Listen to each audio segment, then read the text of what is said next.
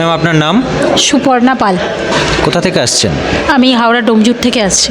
আচ্ছা, আমাদের এনএসসিবি থেকে 11তম বর্ষ এটা। তো আপনি কত বছর ধরে যুক্ত আছেন আমাদের সাথে? 4 বছর ধরে যুক্ত আছি। 4 ইয়ার্স। আচ্ছা, এবার কেমন লাগছে এখানে সরস্বতনে এসে আজকে? ভীষণ ভালো লাগছে স্যার।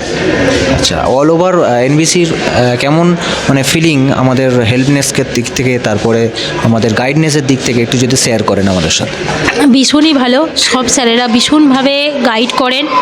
আমার সঙ্গে তো বিকাশবাবু, দেবাশিসবাবু, দীপন স্যার, আমি সবার থেকে গাইডেন্স পাই। এছাড়া এনবিসির যে ডিজিটাল ভারত যে প্রজেক্ট আছে, তাছাড়া এআই যে প্রজেক্ট আছে, এগুলো যদি মানে সেন্টাররা করান বা এগুলো ভীষণ ভালো, কারণ বাস্তবিক লাইফে এগুলো আজকে ভীষণ প্রয়োজন এমনি নর্মাল কোর্সের পাশাপাশি।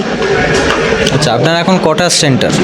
আমার একটাই সেন্টার। কত অ্যাপ্রক্সিমেট স্টুডেন্ট? মোটামুটি ওই 110-15 100 ক্রস করে গেছে। মানে ভবিষ্যতে কি সেন্টার বাড়ানোর কোনো প্ল্যান রয়েছে? হ্যাঁ, এই মুহূর্তে সেভাবে নেই। আরও কিছু প্রজেক্ট যাতে নিতে পারি এনবিসির, সেই চেষ্টাই রাখবো। সব প্রজেক্ট এবছরে নিতে পারিনি, আগামী দিনে। স্টুডেন্টদের সার্টিফিকেট প্রোভাইডের ক্ষেত্রে কতটা তাড়াতাড়ি আর কি দিচ্ছে আমাদের এনবিসি, একটু যদি শেয়ার করেন।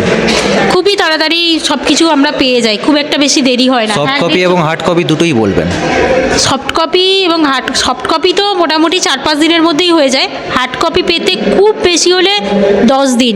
এবং সাথে সাথে আপনার আমি নিজে দেখেছি রেজিস্ট্রেশন নাম্বার দিয়ে সাথে সাথে আমি ওয়েবসাইটও সঙ্গে সঙ্গে সেই স্টুডেন্টের সম্পূর্ণ তথ্যটা, যেটা হয়তো অনেক সেন্টারে এই জিনিসটা করে না, এটা আমাকে অনেক ছাত্রছাত্রীরাই আমাকে জানিয়েছে যে অন্য সেন্টার থেকে কোর্স করেছে, কিন্তু দেখা যাচ্ছে যে সার্টিফিকেট পেয়ে গেছে কিন্তু ওয়েবসাইটে আপলোড করা নেই। এটা হচ্ছে সবথেকে গুড পয়েন্ট এনবিসির। ওকে, থ্যাংক ইউ আপনার মূল্যবান বক্তব্য আমাদের সঙ্গে শেয়ার করার জন্য। অসংখ্য ধন্যবাদ।